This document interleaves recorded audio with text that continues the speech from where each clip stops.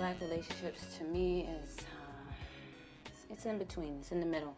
I think we're at a point where it's going to go either positive or negative. I think we've been through a lot, we've seen a lot, but unfortunately a lot of us don't value each other.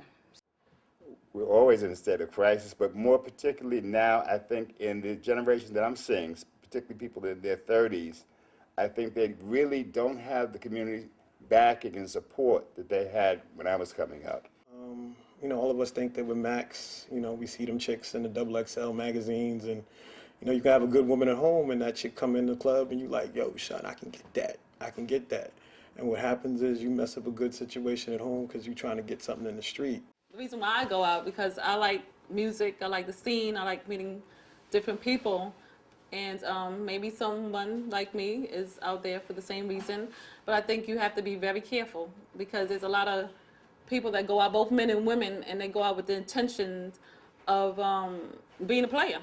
I feel like now it's all an illusion being said, whereas guys are trying to live up to a video image of how to be and how to treat a woman. And with all the knowledge and education we have, it seems like we're not doing the math on that. I think you know, where before when I was young, you'd go to churches, you'd go to community centers. I think you have that disconnect now. And with that disconnect comes a sense of uneasiness in relationships. So you're constantly searching, you're not fulfilled in one particular relationship. You have multiple relationships and you get your fulfillment in multiple avenues.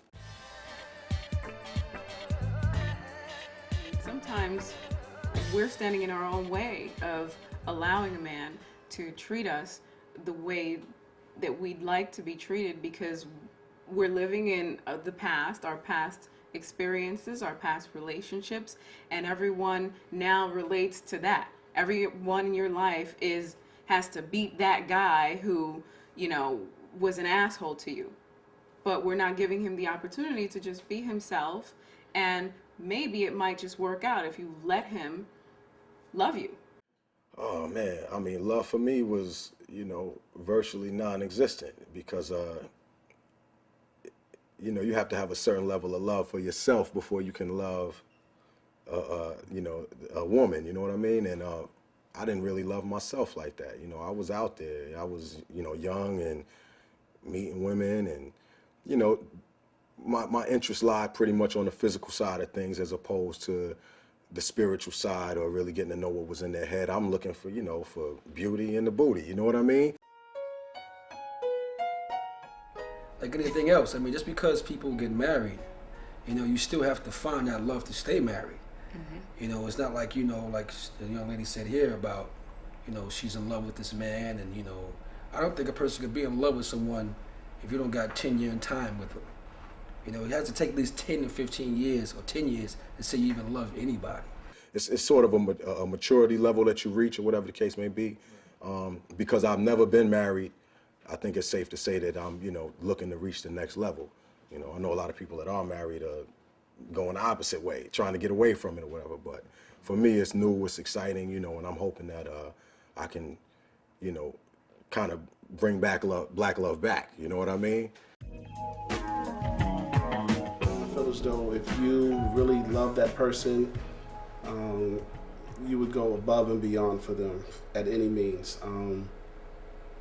I've been in love and I've been in a relationship, and I understand that because, you know, you really feel a certain way when that person is not around. When that woman that you really truly love is not there, it's like an empty space within you when she's gone. So, you know, when you have that person there, you may even be beefing or going through anything, but you still feel that comfort zone with that person. So. Black men are growing up, black children, black boys, excuse me, are growing up without a male role model in their lives. And I think that has a large part.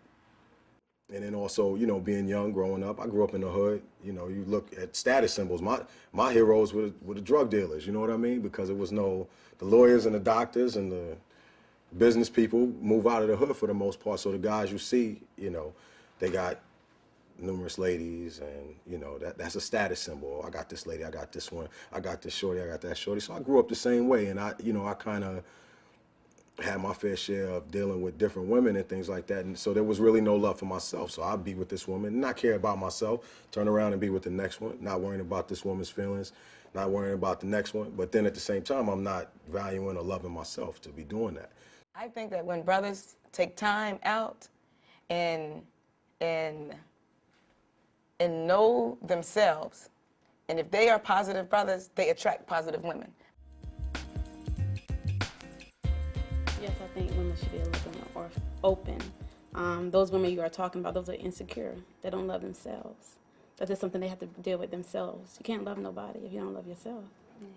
And I think it all depends on each individual. I think I've heard a lot of brothers say that they meet some women and they don't know. But I think that's just, as you're out there, you're going to meet some people that will know how to accept, kindness and a good person. And there's some people that don't know how to do it. So I think it's just kind of, what you run into. Now that I found love, and I learned to, because me and my boyfriend determined we love each other, and I know what love now feels like, I'm able to tell more people because I have an understanding of it. Okay. Like even my mom, my brother, my father, I didn't tell them in a while because I don't think I understood it, but now I do, and I'm in love. So I love everyone.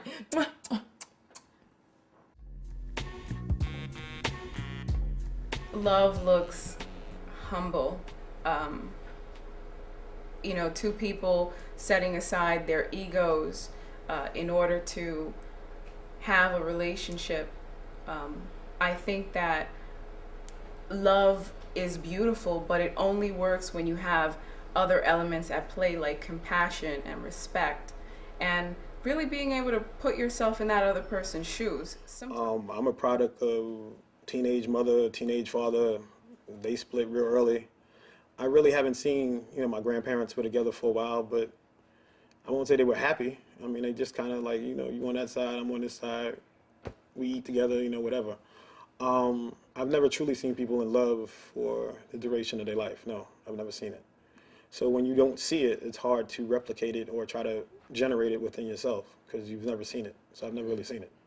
Self-love for one another, respect, education, and to look at the past, look at your parents, your grandparents. Now, when I think of love, that's what I see my grandma, my grandfather, and how much they respected each other. So I think we need to go back to our roots. Sweet and honest and unconditional, gentle, and respectful.